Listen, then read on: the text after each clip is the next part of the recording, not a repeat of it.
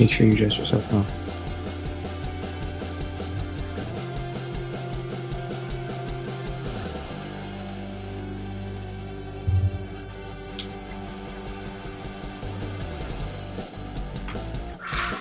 Okay, here we go. Welcome back to the Dynamite Sports Podcast. Across the table from me is Welcome Trey back, Vasallo. guys. Across the table from me is Trey Vasallo. Next to him is Tyler Vasallo. In front of him is Michael Vasallo, and I am Noah Vasallo. Welcome back to the Dynamite Sports Podcast. Today we're going to be talking a lot about the NFL, basketball, and basketball is a lot. Basketball includes NCAA and NBA. So we'll be getting into it right now. We're going to start with some draft profiles, though. Tyler, can you go ahead and give your first draft profile for today? Well, I gotta set some things up first. Mhm. I discovered, me personally, I discovered a couple years ago. I think it was 2. There was a man on Twitter who was posting these graphics after everyone ran at the combine, and then I followed him, and he would do it after every pick in the NFL draft.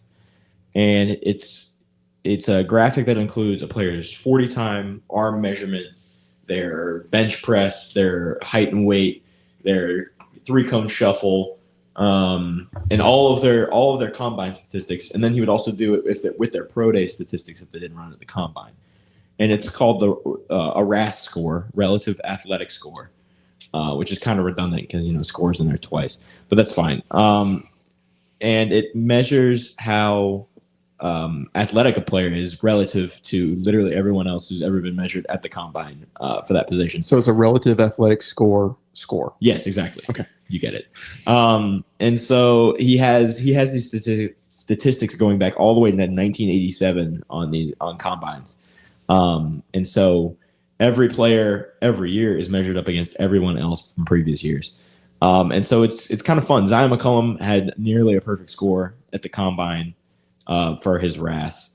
So it's kind of fun to measure those kinds of things. It helps provide some context because it's hard to look at the combine and just be like, oh yeah, that guy's really fast. And then like an hour later you watch him do his vertical, and he's got a 40-inch vertical, and you're like, I don't remember his 40 time. And so you kind of get it all in one spot, and then it makes it really easy to read and compare. So my first draft profile is going to be for Shamar Stewart from Texas A&M. He's a defensive end. He was very productive at Texas A&M this season. Actually, that's a complete lie. He only had 2 sacks, but he is still projected in the first round. He has a very high run defense grade, which isn't necessarily what the Bucs need in the first round, but his RAS score was a 10.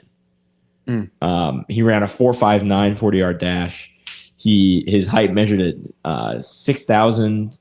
I believe that's measured in centimeters. He's 6'6". Yeah, exactly. And then his weight was a little low, but he had a 40-inch vertical, and his broad jump was very long as well.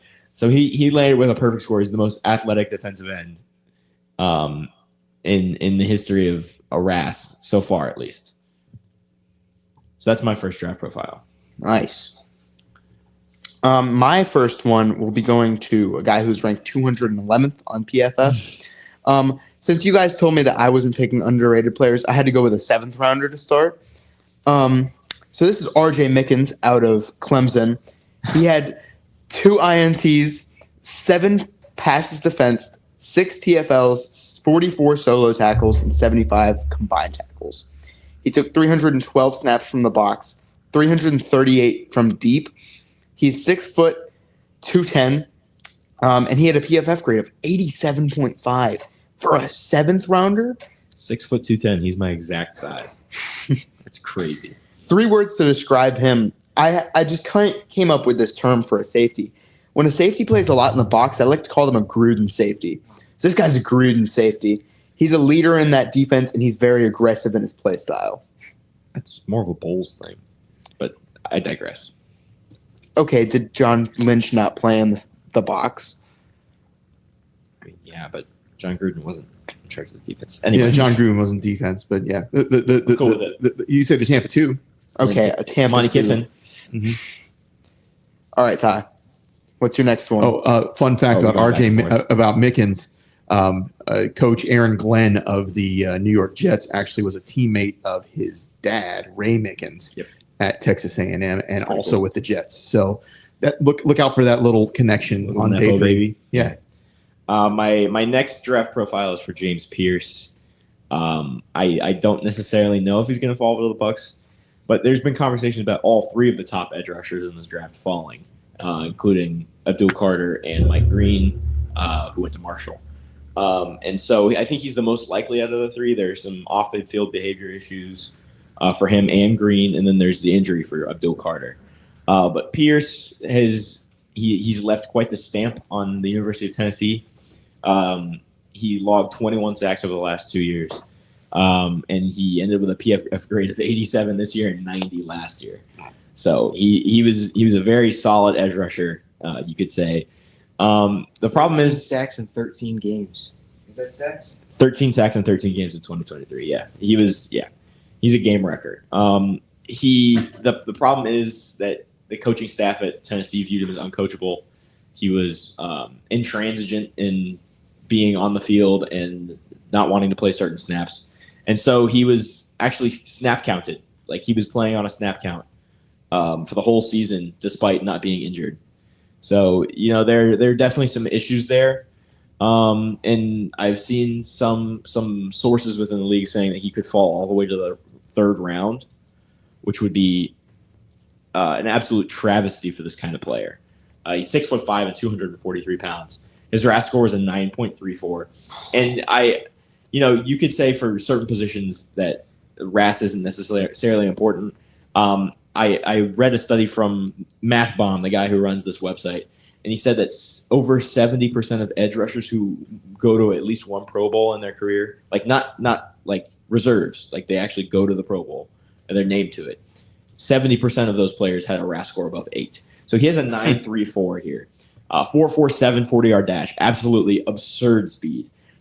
His vertical is a little lackluster, but his broad jump was very good. His height is incredible, and he's got a lot of tools in his tool bag. It's just a question of if he's got the right mentality for football. 43 quarterback hurries. That's 3 hurries. 43 hurries. Yes, that's game changing. Yeah. Oh my gosh. Game record. That's wild. That's absolutely wild. So my next player, his name is Kobe Bryant. At the Combine, he was asked if he was drafted by the Seahawks, who already have a guy named Kobe, what would he be named? What would they call him? He said, "Call me Mamba." He's 6'1", 175. He took 641 snaps from corner, so he fits the guy that I want to replace Jamel Dean. He had an 80.9 PFF grade. He's ranked 108 on the big board from PFF.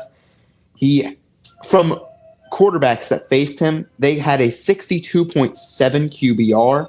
He had 26 solo tackles, 11 assisted, 37 total. He only allowed, this is the crazy one, 25 of 46 for 406 yards, 2 touchdowns, and 4 INTs. That's his stats of receivers that came against him.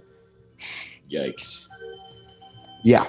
Second team All-American, first team Big 12 defensive back. This guy, he's up there for corners this year. If it wasn't for Hunter and Will Johnson and Jahad Barron, this guy could potentially be going in the 2nd round. So he's a little bit underrated, of course, at 108. But I do see value with him on Tampa's roster, and I do see him getting drafted in a 4th or a 3rd round. I feel like it's a little too early to call him Mamba. Really, that's a little too much, I feel. 3 words to describe Kobe are dynamic, reactive, and lockdown. Interesting. Well, I've also got another corner. I have him as the 6th best corner on my list. And I was already high on him before he had the combine that he did. He absolutely turned some heads. I know who you're over there talking in about already. Indianapolis.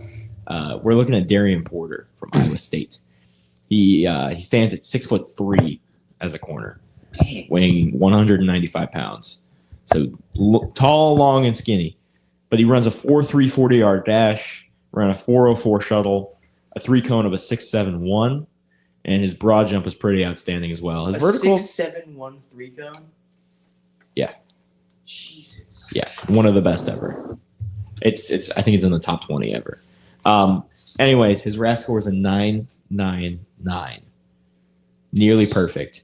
And you know, he's kind of a late bloomer at the position. He didn't really come into his own as a corner until this year, and the PFF grade shows that he wasn't elite, but I believe he's worthy of a second round pick, and I think the Bucs should absolutely kick the tires on this one.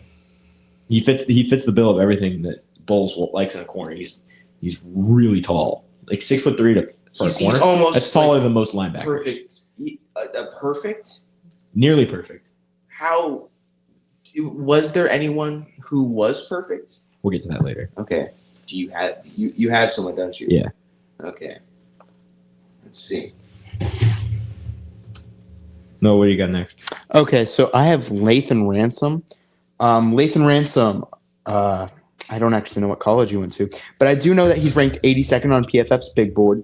He is graded at an 82.1, 6'1", 210, senior, 9 TFLs, 1 INT, 2 passes defensed. But his stats aren't what speak for him as a buck at safety. He had 226 snaps from the box, 490 deep, and 82 from the slot. So again, a guy you can put almost anywhere on the field. That's something that we have seen Todd Bowles likes. He led all defensive backs in forced fumbles with 3. Just a specimen that we would like here in Tampa. He was a leader in that defense. He, again, as I would like to describe him, not a Gruden, he's a Kiffin safety. Much better. Um, Thank you. And, of course, I figured out where he went. He went to Ohio State, where he was a champion. He was so good. I remember him in that Notre Dame game. He was locked down. Fantastic. It was a good team. Yeah. It was a very good team. It's my turn again? Yeah. All right. Next, we got a safety from South Carolina. Not necessarily a need for the Bucs, but if they feel like upgrading, shoot, go for it. His name is Nick Emenwari, Yeah. Yes. and he scored a perfect 10. Didn't he have one of the top 40 times also? Yes, he did. Yeah, I think he had like He stands at 6'3", 227 pounds. So he's almost a hybrid linebacker if you really want to throw him in the box. Arm length 32.5, hand size 9. His 40-yard dash was a 4.38, oh my gosh. and his vertical is 43 inches. He had solid bench press, so he actually measured the 220 at the combine, but still near the top. And he again was pretty productive for that team. He was graded almost 80 for 2024 at South Carolina for a very good defense, very good in coverage. I think that the Bucs probably would be willing to stick him in the box as a linebacker, just because for linebackers physically, he's up there. he would still be a 9.65. Yeah. He's just a little underweight, and his bench press is a little lackluster. And if you wanted to move him to corner, he scores a 10 as well. So this is just this is a very versatile guy. I believe that he is second round pick worthy, but if teams get a little curious, this is one of those drafts where nobody really knows what's going to happen outside the top 3. I could definitely see somebody spending the first round pick on this guy. And I don't even really know what's going to happen in the top 3. That's true. Because we don't know if Tennessee's going to trade. We don't know. Well, we don't know if Abdul Cowboys- Carter is going to be worthy of a first overall pick. Cowboys kind of showed interest in trading for the first, I think. Yeah, well, I think everybody's interested in trading for the first. It's just Yeah. kind of Do you have Give it up. a willing trading partner, and do you have enough ammo to get there? you need at least 3 first round picks, I think, to get the first overall pick. Yeah. Including the one from this year. So, it's going to be a struggle. Think back to the Bryce Young trade. This is the last first round pick trade that we had in recent memory. With DJ Moore, another first rounder. It was a lot that they Yeah. traded. Well, and the other question is, outside of Travis Hunter, who else is worthy of that first overall pick? And do you really want to spend your first overall pick on a corner who might play some wide receiver snaps? Yeah. So, if Abdul Carter's not healthy, is it really worth trading up for that pick? Yeah. That's kind of the question for teams. Anyways, no, do you have another draft profile? I don't. Well, I'll just go straight into my next one. Okay. This one is for Kobe King. He did not participate in the combine. He is probably a 5th or 6th round linebacker from Penn State. He had a run defense grade of 89.2 this season, and he was graded an 83 for the second season in a row. Not a great pass rusher, not elite in coverage, but really good at run defense, and that's what the Bucs like to specialize in. I'm impressed by his tape as well. He's got a nose for the football. He's very good at reading the guards. It seems like he's always plugging the hole. And I'm sure playing this Abdul Carter helped a little bit. But a guy like this could definitely stand to help the Bucs. 6'1", 248.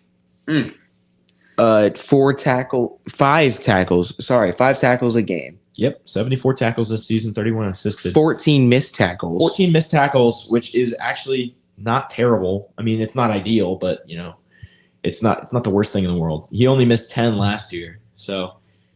But he also played 3 more games, so that's the other thing. He played almost 800 snaps this season in 16 games. So there's definitely some wear on the tires.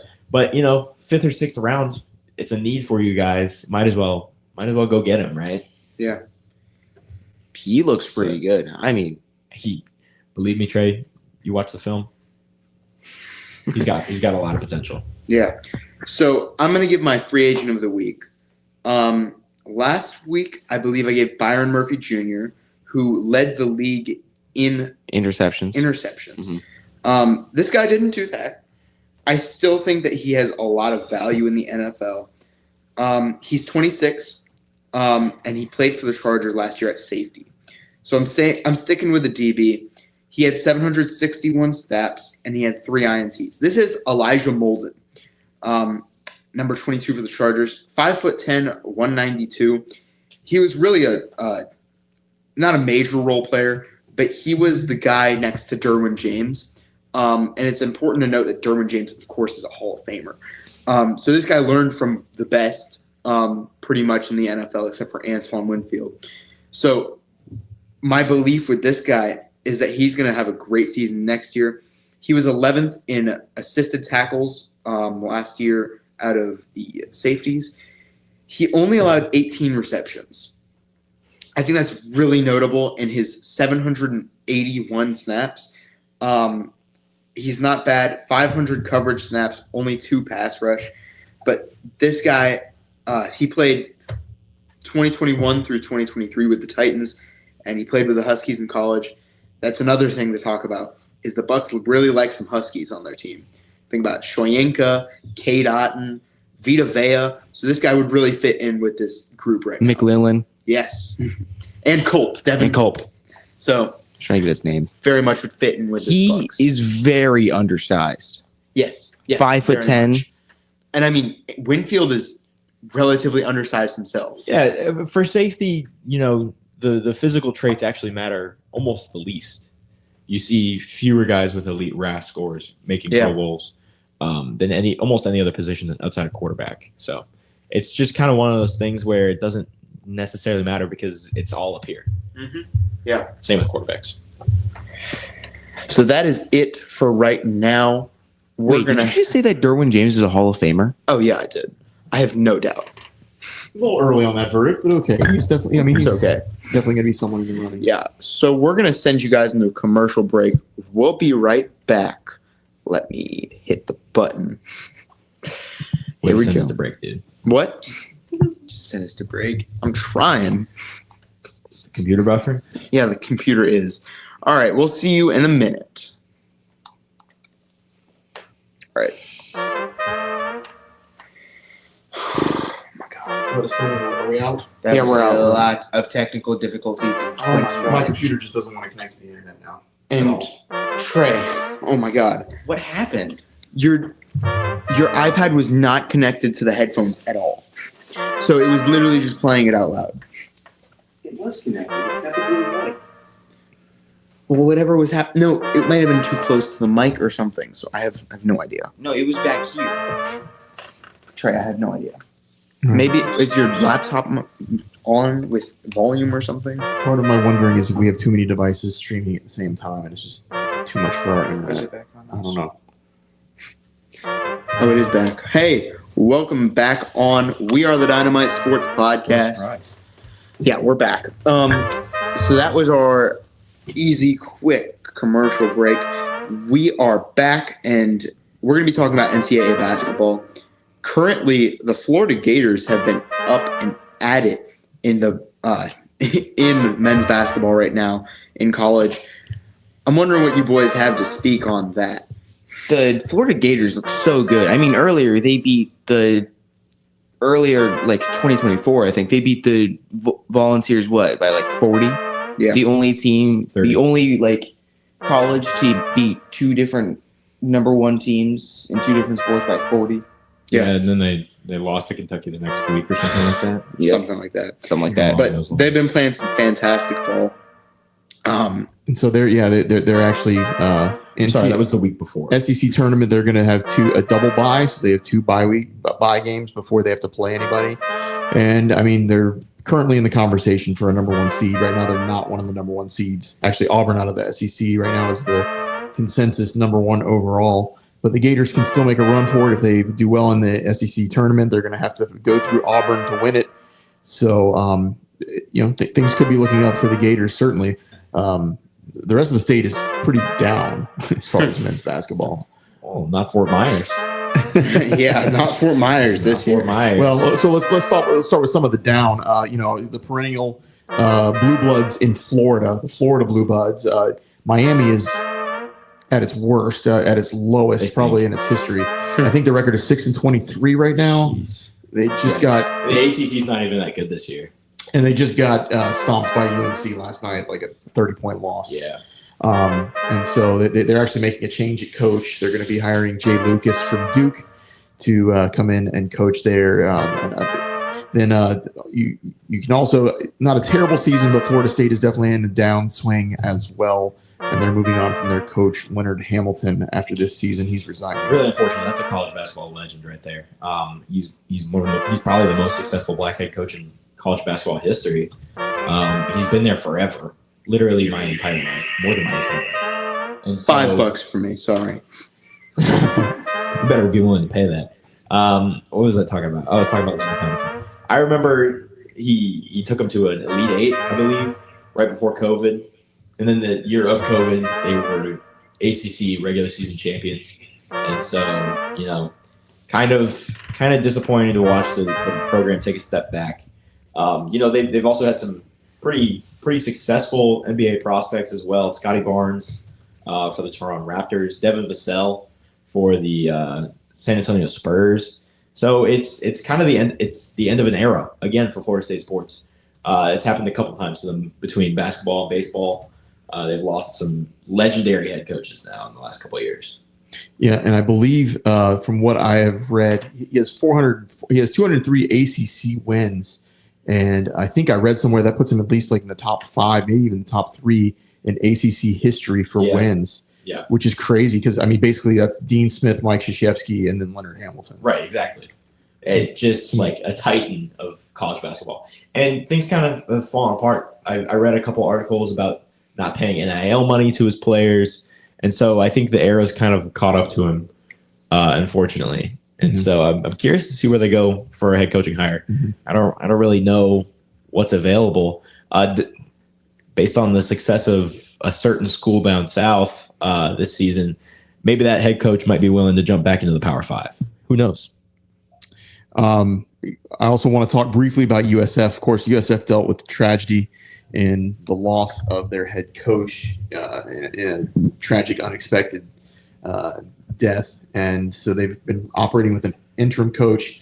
The arrow was definitely pointing up for USF last year. They barely missed the 68 in the tournament. They made a good run in the NIT. And then, of course, the devastating loss of a head coach. They've been operating with an interim coach. They're having a pretty decent season. They're not going to be in the tournament, but hopefully they can make a good showing in the AAC tournament. Yeah. USF's been showing out a lot, especially in women's basketball recently. But the men's basketball team, it wasn't as well as it was last year, obviously, because they lost a great head coach. But I think if they can pull it out in March this year, I think that they could squeak into the tournament this year, somewhere as a 15, 16, 14 or something seed. Yeah, I mean, if they can somehow manage to win the American Athletic Conference, they can definitely sneak into the tournament because I believe they get an automatic bid, don't they? If they win that tournament, You would get an automatic bid, yeah. So that would be kind of crazy. it's a long shot. There's some good teams in that conference right now, but it's not out of the question. Sure. So now I know you wanted to jump right to Florida Gulf Coast. Man. So go ahead and give us your Florida Gulf Coast. It's crazy. As soon as you transfer, the basketball team actually gets good for the men's. They're currently sitting at third in the ASUN, 18-13, which is significantly better than the last season. They're currently slated to play Queens, I believe, in the ASUN tournament first round. Dalian Johnson has turned into a bona fide star for them. 15 points per game, 2 rebounds, only 1 assist, almost a steal and a block. And he's doing it pretty efficiently, 42% from the field. And then Keyshawn Kelman, 13.8 points per game, 7 rebounds, and he's doing it on 60% shooting. 60%. Last season, for a moment in time, he led all NCAA in field goal percentage. And so he's been very efficient for them again. This is a team that there's obviously there's a storied history around the school, being one of the very first Cinderellas that I can actually remember. Dunk City, but they started out 0-4 this season against UNC Greensboro, TCU, St. Bonnie's, and Drake. And so it was kind of a slow start to the year, but they have absolutely torn it up in conference play. And so they're kind of in position to make a run at an appearance in the tournament this season, which kind of felt like it was out of the question. They didn't really land any top recruits, and they're still here. Dalian Johnson followed. He's a Penn State transfer from just a couple seasons ago. He followed Pat Chambers around. And so, Pat Chambers definitely making a name for himself in Fort Myers. He had one successful season last in 2022, and then in 2023, a very down year. In 2024, they're kind of back, 18-13. Yeah. It's going to be interesting to see how Fort Myers would face off in a tournament, especially the men's basketball team. I don't know if they'll make it. I don't know how well they would face with other They teams. certainly wouldn't be hosting. I know. I don't know if they played it recently. I know that they are in the quarterfinal, but they're going to be somewhere in the next couple. I mean, if they don't get the March Madness tournament bid, they'll almost certainly be playing in the NIT, which is something that they can't say for the last couple of years. But this is the most successful the team's been in a couple of years. It's very nice to see.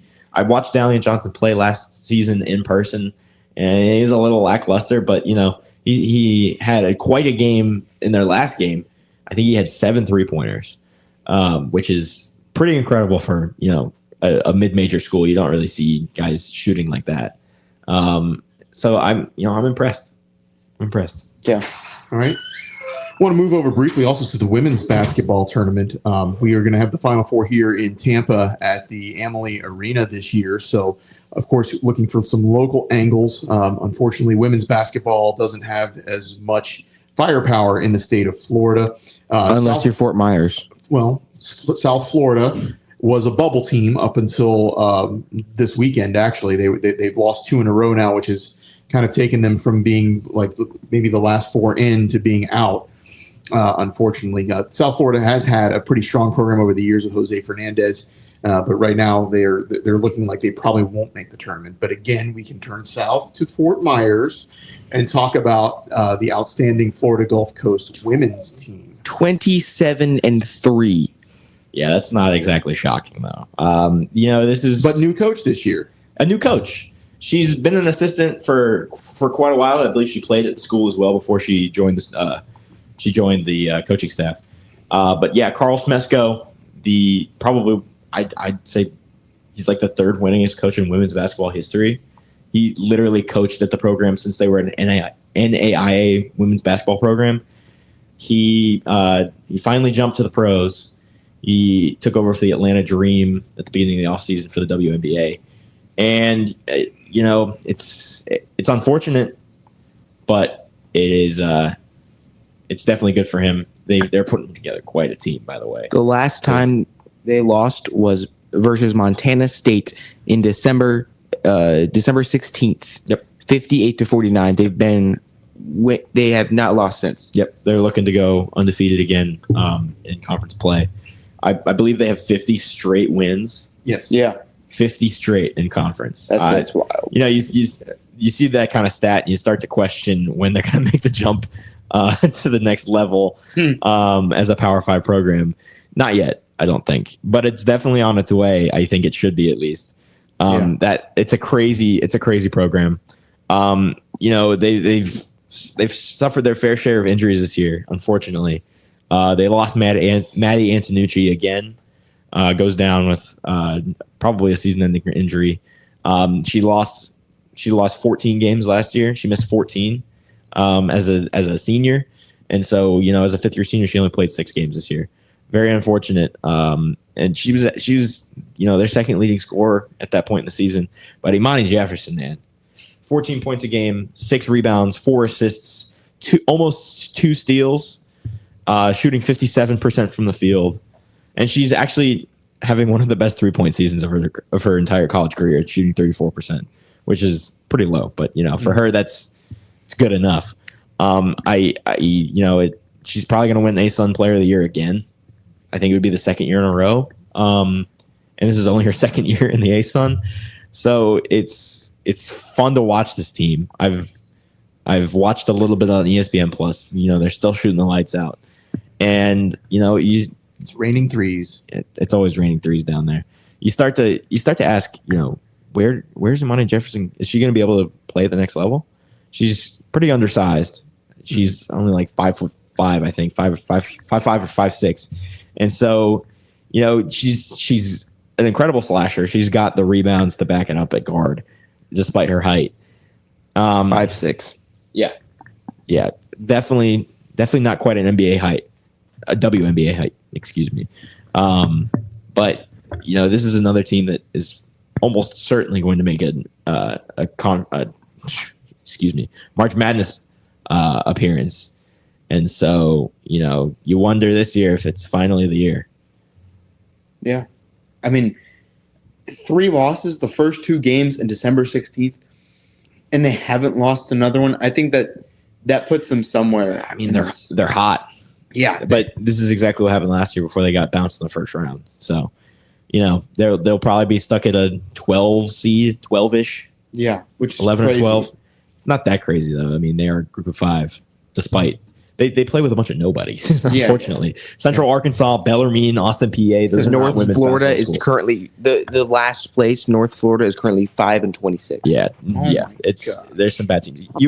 UNF has a very solid men's basketball program over there in the ASUN, but the women's basketball, it's just not there.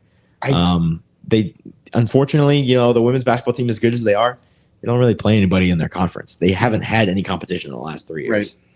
We were talking about Florida and something about the SEC right now.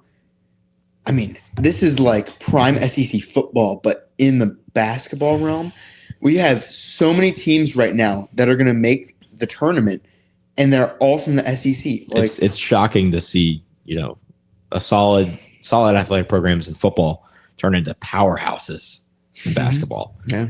I mean, you got Florida, Tennessee, Bama, Auburn. You added Oklahoma and Texas. Oklahoma, Oh my Texas. gosh. God. I mean, yeah, these are the teams that should be making it. So Yeah. Yeah. it's just crazy Just- that they're all in the same conference. Yeah. Man. It's quite And what's shocking. funny is they might not even bring home a title because of Duke and Well, it's not even that. crazy It's, Cooper Flag. you know, March Madness is just so random. No, it'll so be like random. Missouri or something. Like, I wouldn't say that. I wouldn't say it's Missouri. But you never know when a smaller school, St. Bonaventure, whoever, might pull one out.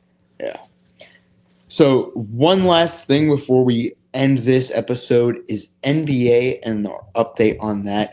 The Cavaliers are hot. The Celtics almost beat them in the first quarter, but there we weren't. Almost beat them in the first quarter. Well, Yeah. they were up in the first quarter. They were up 25-3. I mean, Not And the a. Cavs came storming back. Donovan Mitchell. You know, kind of warmed my cold, dead heart for a little bit watching that game. As a Heat fan, Watching Jason Tatum lose, there's nothing beautiful. like it. There's just nothing like it. It's an art form. Yeah, especially going into that time. There's the screenshot of him with the hands up, like he's Spartacus, headed into the timeout up 25-3. Oh my God, you can't lose after you do that. You definitely can't. Very, very strong performance from the Cavs. They are red hot right now, and they're kind of running away in the East. The East is definitely not the stronger conference in the NBA right now. I mean, they look real good right now. And our home state teams, the Heat and the Magic, are kind of falling off. The Magic were like a 3 or a 4 seed earlier this year, back in like December. Yeah, before injuries. And yeah, now the injuries have really set in. And Also, they got whooped by the Cavaliers 122-82. yeah, they're barely hanging there as the 8 seed. The Heat are just ahead of them as the 7 seed, but both of them are on a kind of a Backwards not a skid. losing streak, but a backwards skid. Yeah. The Heat won 2 in a row now. They beat the Pacers, and then they had another win recently. Honestly, I haven't been watching. It's hard to watch. I love Tyler Hero, but when he's your leading scorer, yeah. you got nothing in the tank. When you get rid of Jimmy Butler, you forget. Jimmy played 12 games? I know, but then he went to the Golden State and he's scoring 20 a game right Yeah, now. Honestly, don't care. Good for him. He wasn't going to do anything for Miami. Exactly. That's the thing. His career with Miami was over by the time that he His left. career with Miami was over this summer. They should have made that trade so much earlier. Yeah. But, Pat Riley's going to be Pat Riley. He's going to try all possible avenues before getting rid of a superstar. And, it was definitely ugly. They're a number one option away. Yeah. If they could have gotten Kevin Durant in that Jimmy Butler trade, we'd be talking about them in NBA Finals considerations right now. Yeah. If they got Dame a couple years ago, if yeah. Meanwhile, the West is where everybody's at. Yeah. It's been that way for my entire life. Yeah. I can't remember a single season where the East was strong. Mm-hmm. I can't. Yeah, Oklahoma City, Denver, and LA are 3 very strong teams that all have title hopes and title possibilities, really. Yeah, that Luka trade.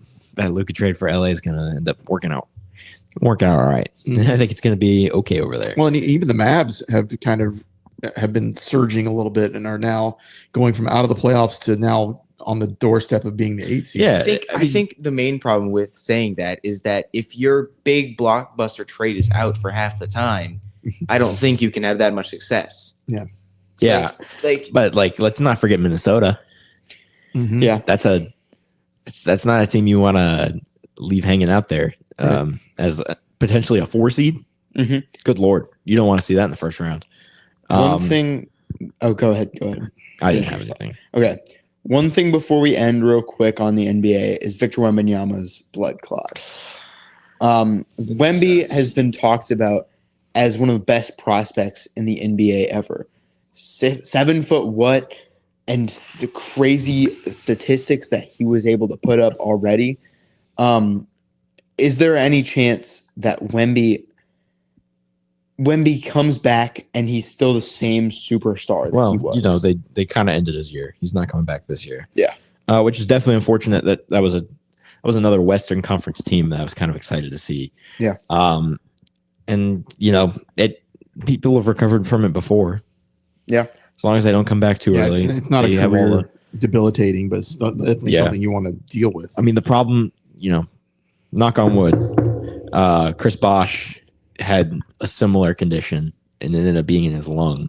Mhm. And that's what ended his career. Cut it short at he was only 32. Yeah. So very unfortunate, but the doctors are saying he'll probably be all right as long as he takes the time to recover. It's very unfortunate. This is a player, as Noah said, it's been hyped literally since he was 15 years old. So, prayers up for Wembanyama. I'm sure he'll be all right. So, and I know Noah's been saying this is our last segment, but do you guys want to give any shout outs to the Florida High School Athletic Association playoffs this week? Oh, yeah. Be there in Lakeland Wednesday and hopefully Thursday. Let's talk about St. B. High real quick with the rock music playing in the background. St. Petersburg High School. Future lawyer Ryan Lang out there. Shout out. Relax. what a guy. Great defender out there for St. Pete High. I mean, St. Pete High has been a generational good basketball team forever. Florida. Like, I wouldn't say forever. They definitely had some down years, but this Yeah. is their second state quarterfinal appearance in like 3 years. yeah, second So- time in my time at St. Pete High. And they'll be an interesting playoff spot. I don't know how well they'll face out, but they have some great basketball out there. They'll be playing pretty well. So Yeah, football standout Jeff Jones leads the team Yeah. in steals and assists. It's, Jeffrey Jones. Gibbs looks amazing. it's a too. crazy athletic team.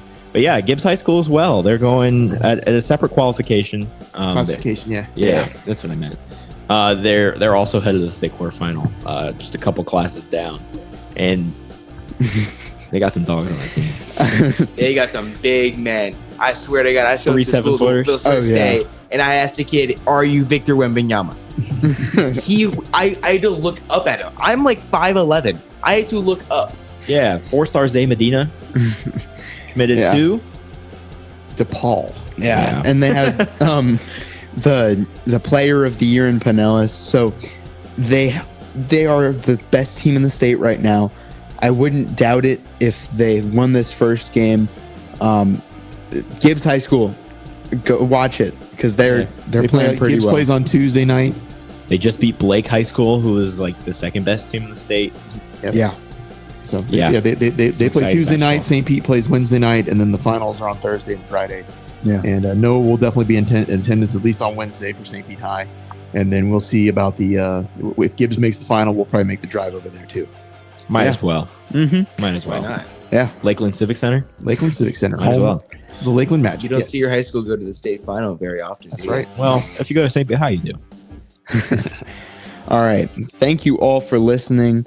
This was the Dynamite Sports Podcast. Go find us on Instagram, TikTok, Threads, Blue Sky, anywhere that you see social media, anywhere that you listen to your podcasts, go find us. Thank you for watching. This is the Dynamite Sports Podcast.